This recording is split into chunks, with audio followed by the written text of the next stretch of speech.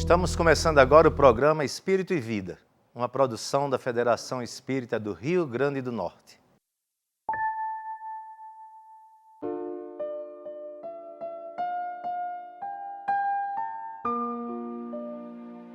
São 5 os sentidos: olfato, tato, audição, visão e paladar.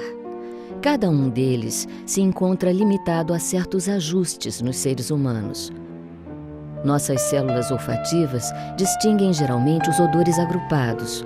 Não somos capazes de identificar pelo cheiro, um por um, todos os elementos químicos de uma substância. Nosso tato se restringe ao toque nos objetos que obedecem à nossa mesma estruturação molecular. Não podemos, por exemplo, segurar a luz. O ouvido humano ouve os sons que vibram entre 20 e 20 mil vezes por segundo. Até os elefantes e baleias ouvem melhor. As cores que cabem em nossa retina são as do arco-íris, embora o espectro se estenda abaixo do vermelho e acima do azul. Raios infravermelhos e ultravioletas afetam a pele, mas são invisíveis aos olhos. As papilas gustativas, como analisadores químicos, também não captam todas as infinitas sutilezas dos sabores. A maioria de nós fica apenas com doce, salgado, azedo, amargo. Nossos sentidos físicos não bastam nem mesmo para a percepção do universo material em que nos movimentamos, que dirá daquele espiritual que o transcende. Precisamos da sensibilidade, que é um sentido da alma. Feche os olhos, respire fundo, abra o coração. Ou se permita mergulhar na doçura inocente do olhar de uma criança. Pare um pouco para apreciar a lua e as estrelas, ou as miúdas flores do campo. A natureza, exuberante, dá testemunhos diários de Deus. Mas principalmente procure olhar para o sofrimento do mundo. A sensibilidade é uma das pontes para o divino, por ser também uma ponte para o próximo. Na tradição africana se diz que não adianta procurar Deus do lado de fora. Ele habita o coração do homem, quer dizer, em sua capacidade de sentir. Para enxergar mais largos os horizontes da vida, é preciso alargar os sentidos. Sempre que possível, ouça com atenção as pessoas, olhe para elas com candura, toque-as com afeto e, principalmente, procure ser sensível às suas dores, sonhos e desejos. É da literatura infantil que vem a mais doce expressão dessas verdades. O essencial é invisível aos olhos, só se vê bem com o coração. O programa Espírito e Vida de hoje traz um assunto de grande interesse e que também vai servir de orientação para pais e familiares. Vamos falar sobre mediunidade na infância. Como lidar com a mediunidade na infância? Qual a melhor forma de tratar deste assunto?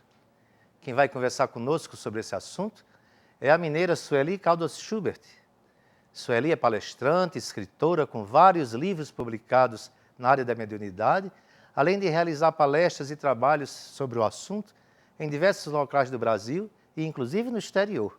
Sueli, seja bem-vinda ao nosso programa. Muito obrigada, é um prazer para mim estar aqui no programa de hoje. E nós estamos muito agradecidos pela sua presença. Sueli, toda criança é médium? Não podemos dizer que toda criança é médium, apenas aquelas em que a mediunidade vai se mostrar de uma forma ostensiva. Existem indícios, existem situações em que a criança vai demonstrar para os pais, para os familiares, que está tendo um convívio, uma visão, um contato com espíritos. Claro que, inicialmente, os pais, os familiares vão imaginar que é produto da imaginação infantil. A criança, logicamente, ela tem uma imaginação muito fértil e, logo, os pais, os familiares vão atribuir a essa imaginação aquilo que a criança está declarando. Entretanto, se houver uma continuidade e a criança mostrar alguns detalhes, nomes e alguma coisa mais significativa, pode ser que os pais resolvam levar a criança para o psicólogo, que hoje em dia uma providência que é tomada quase que imediatamente pelos familiares, é levar a criança para um psicólogo, para fazer uma avaliação e tudo mais. Entretanto, o psicólogo, ele tem aquela importância de detectar que seja realmente a imaginação, uma criação da criança, essa coisa toda. Porém, se for do âmbito espiritual, ele pode até mesmo afirmar que seja ainda da criação mental da criança, nessa fase infantil. Entretanto, a continuidade daquilo no lar vai evidenciar que não é apenas imaginação. Alguns pais, algumas pessoas têm ideia de pegar um álbum de família, um álbum onde existam fotos mais antigas, para mostrar para a criança, porque às vezes a criança fala assim, estou vendo um velhinho, estou vendo uma velhinha, estou vendo alguma coisa assim, ela diz, aí a família pode mostrar o álbum e a criança, verificando, passando as páginas, vai mostrar, de certa altura, que o velhinho que eu vejo é esse aqui. E a criança mostra, ou a velhinha, conforme for o caso. Isso mostra que realmente existe uma presença espiritual. Mas nem sempre também é uma pessoa de idade. Pode ser um amiguinho, a criança vai dizer, eu tenho um amiguinho que conversa comigo que ninguém vê, claro. Muito comum, né? É comum. E é claro que também os pais não devem ficar logo achando, é espírito.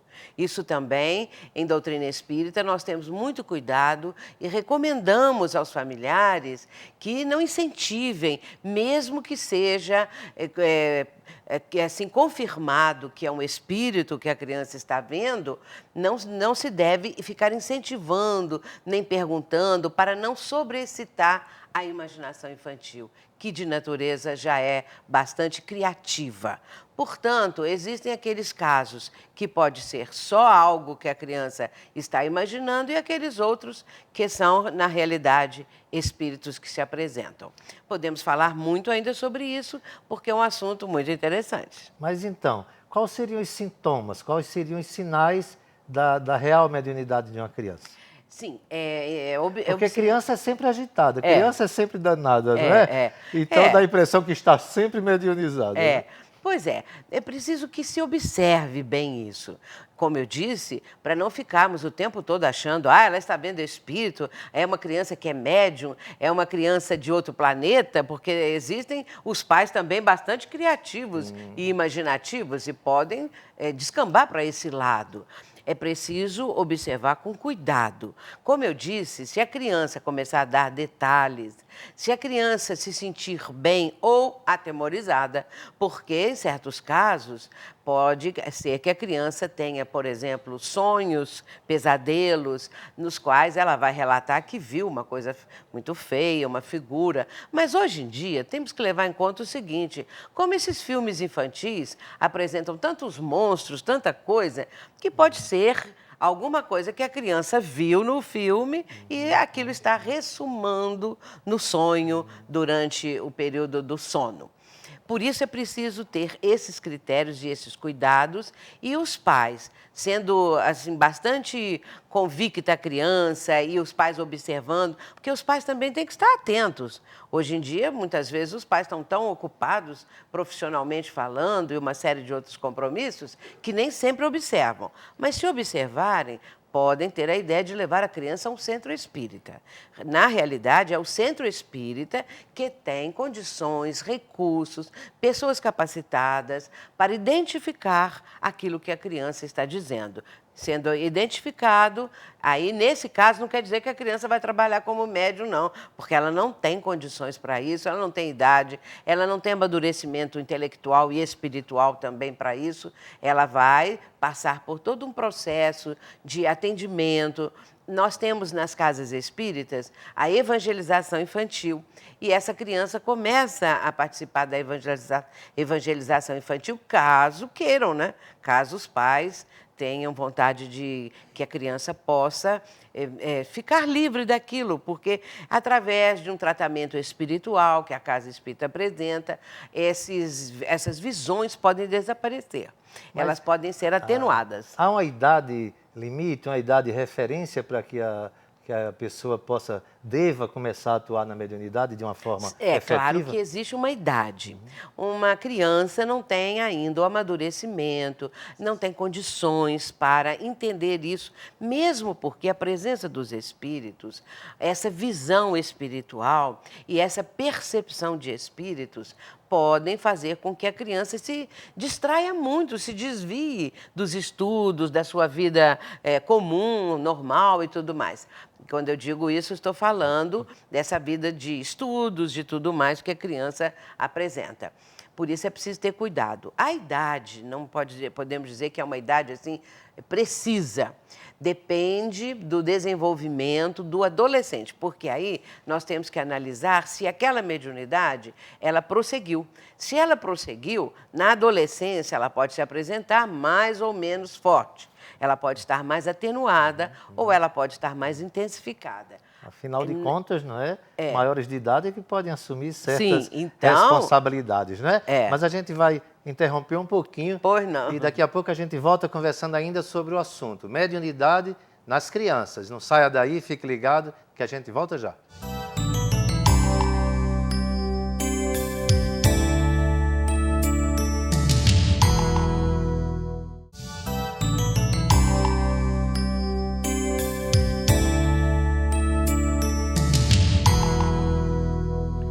Continuamos aqui com Sueli Caldas Schubert, falando sobre mediunidade na infância. Conversávamos a respeito da idade limite que as pessoas deveriam ter para começar a atuar na mediunidade. E lembramos de casos, digamos assim, excepcionais. Chico Xavier, por exemplo, Divaldo Franco, o próprio Raul Teixeira. São pessoas que desde cedo tiveram essa mediunidade espontaneamente aflorada, não é verdade? Como que a gente identificaria, então, os casos especiais, os missionários?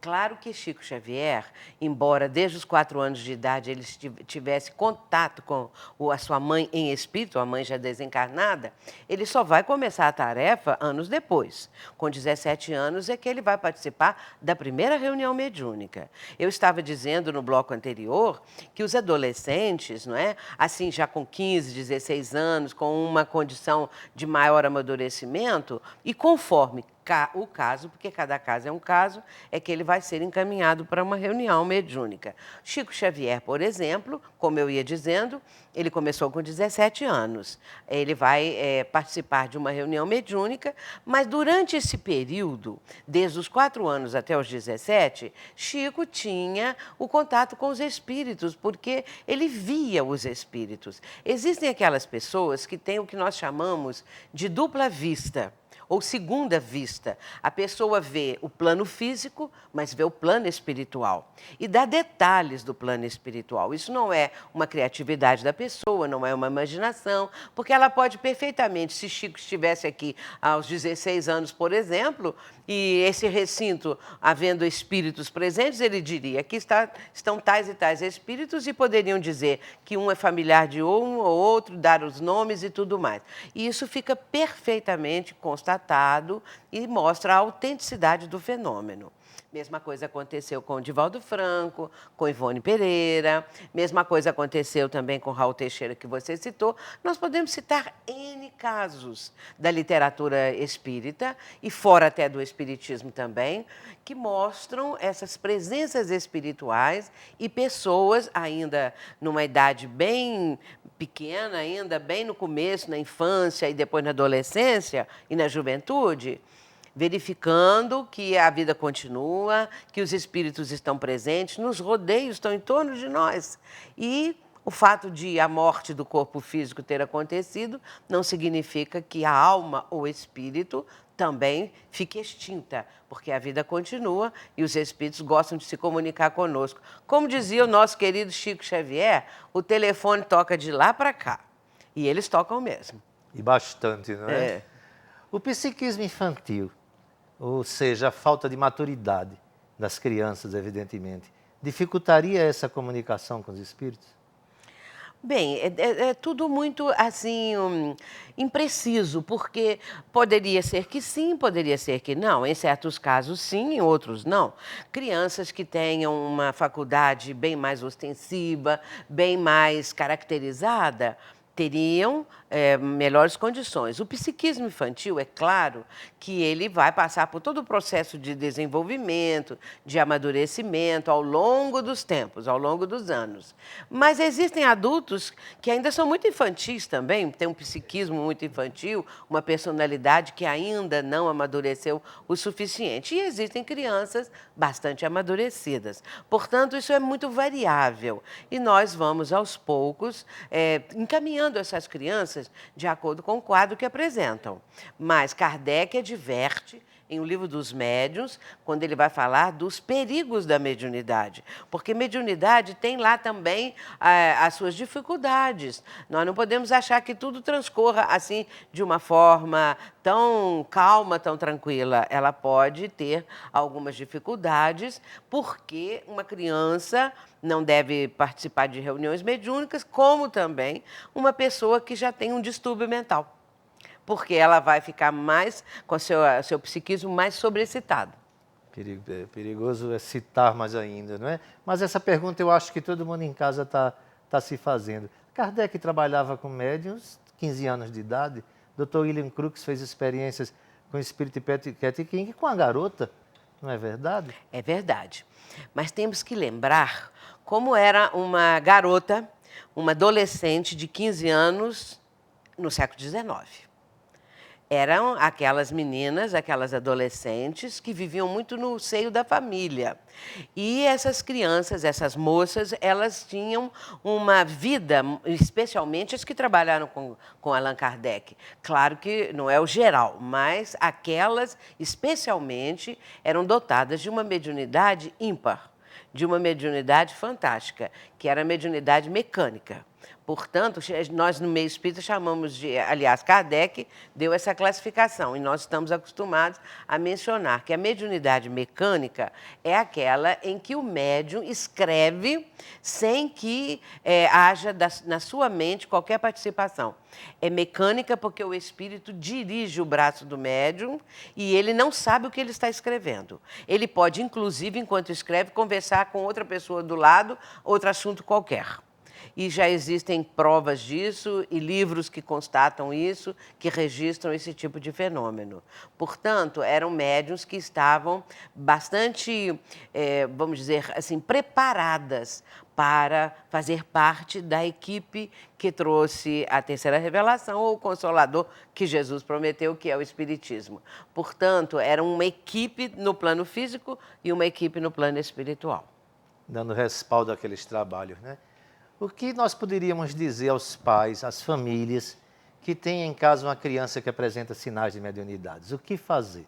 Um roteiro para o pessoal que está em casa. O que fazer com a criança médium? Primeiramente, se for constatado que a criança realmente está dizendo que vê um amiguinho ou que vê uma pessoa de mais idade e que isso, depois de um certo tempo, os pais vão começar a notar que a criança dá muitos detalhes, vão tomar uma providência. O melhor caminho é levar para um centro espírita, porque no centro espírita vão ter ali pessoas preparadas para orientar, para indicar o que fazer. Os pais, como eu disse no início, não devem ficar assim, achando que aquela criança é uma predestinada, é uma missionária, é algo assim fora do comum, porque não é. E o fato de, às vezes, incentivarem ou incensarem a criança não vai ser bom para ela. É preciso tratá-la com naturalidade, porque a mediunidade é uma faculdade natural do ser humano. Entretanto, não é a maioria que apresenta esses indícios. Uma parte da humanidade, cada vez está se tornando mais comum, apresenta esses indícios de mediunidade, porque os espíritos querem conversar conosco. Eles querem dar indícios das suas presenças e depois comprovações que a vida continua. E isso é muito importante para que nós tenhamos outra visão acerca da morte.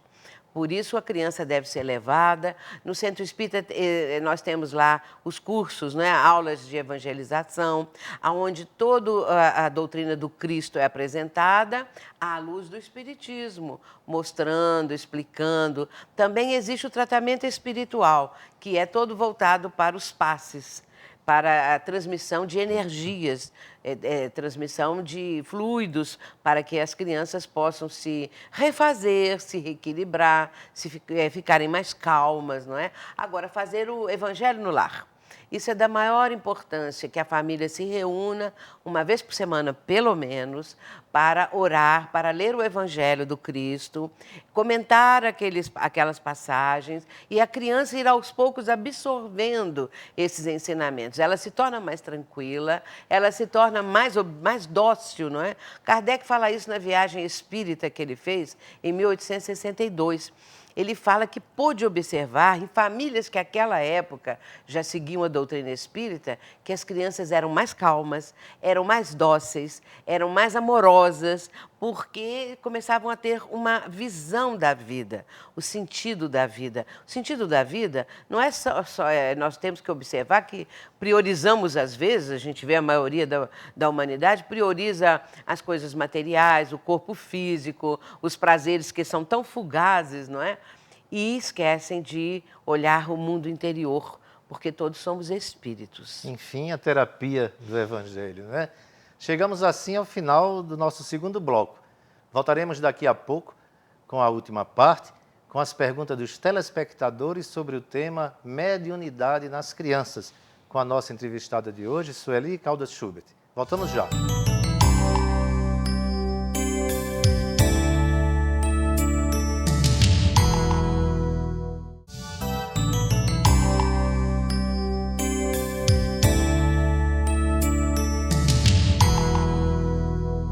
Vamos agora dar sequência ao nosso programa com o quadro O Espírito e Vida Responde às questões que os nossos telespectadores nos enviam.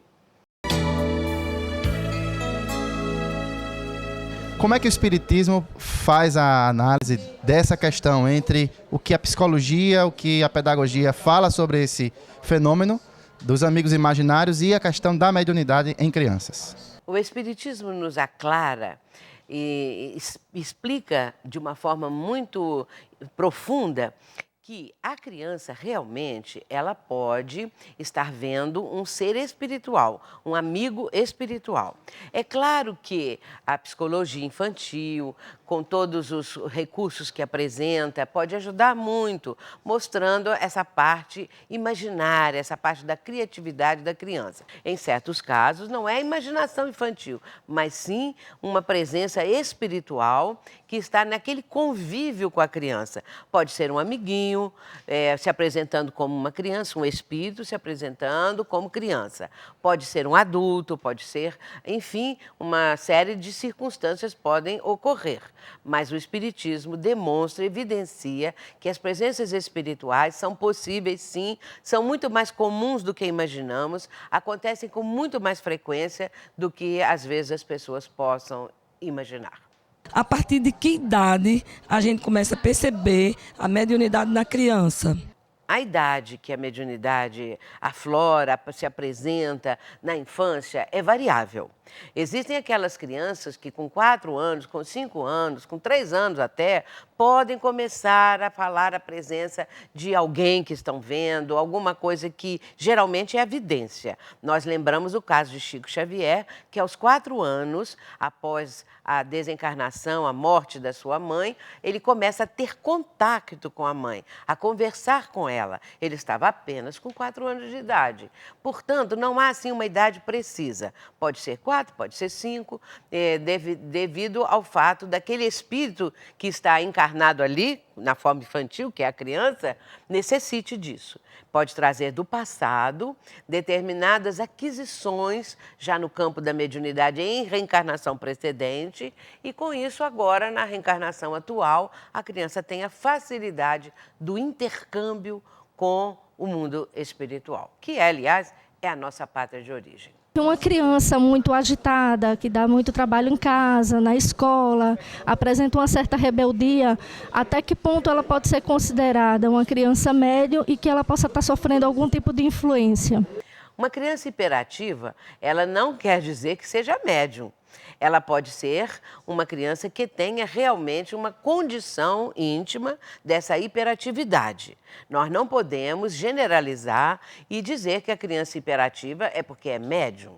E que todo médium se apresenta assim, com essa hiperatividade. Uma coisa não tem nada a ver com a outra. Existem até crianças muito, vamos dizer, quietinhas, muito solitárias às vezes, que estão nas brincadeirinhas dela, não é? E aí tem o amiguinho, ela sente a presença desse amiguinho. Portanto, não quer dizer nada a ver com a hiperatividade, como também uma criança sossegada, tranquila, não quer dizer que seja médium. As condições, aquilo que a criança apresentar, de acordo com o que os pais vão observando, é que vai indicar se essa criança está realmente captando presenças dos chamados invisíveis, mas que para ela não são invisíveis, ela os vê claramente, não é? E aí os pais podem observar isso e tomar as medidas cabíveis que nós falamos durante o programa. No despertar da mediunidade, qual o procedimento correto para que a criança não se prejudique nos estudos, para que não tenha problemas, né, mais à frente por conta da mediunidade? É aquilo que realmente é importante, levar a criança para o centro espírita, porque o local adequado para esse tipo de orientação é a casa espírita. Nós podemos ter, se a família é espírita, familiares espíritas, podem orientar a criança, podem trazer até experiências próprias de vivências espíritas, mas o importante é levá-la para o centro espírita, porque ali ela vai receber também todo o suporte que ela necessita pela ambiência da casa espírita. Estou falando, claro, dos centros espíritas, que têm uma fundamentação doutrinária, que estão baseados na codificação kardeciana, que trabalham no campo do bem, que estão voltados para essa unificação, para a espiritualização do ser humano, que cuidam realmente de levar as pessoas, não é, através da mensagem da própria doutrina, essa transformação moral. Aí sim, a criança vai ser bem orientada, os adultos também, claro, e o centro espírita tem, portanto, toda uma estrutura para dar esse suporte e essa ajuda espiritual que a criança necessita. Muito bem, tenho certeza que estão todos satisfeitos com a nossa conversa de hoje. Agradecemos a presença de Sueli Schubert em nosso programa. Sueli, muitíssimo obrigado pela presença. Eu que agradeço a oportunidade. Muita paz para todos. E agora vamos ao nosso último quadro.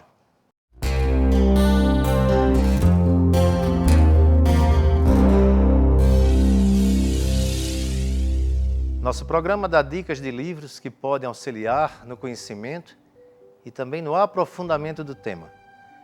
Algumas obras tratam do assunto abordado no programa de hoje. Anotem aí. O Livro dos Médiuns, capítulo 13, pergunta 221. Educação segundo o Espiritismo, de Dora Encontre.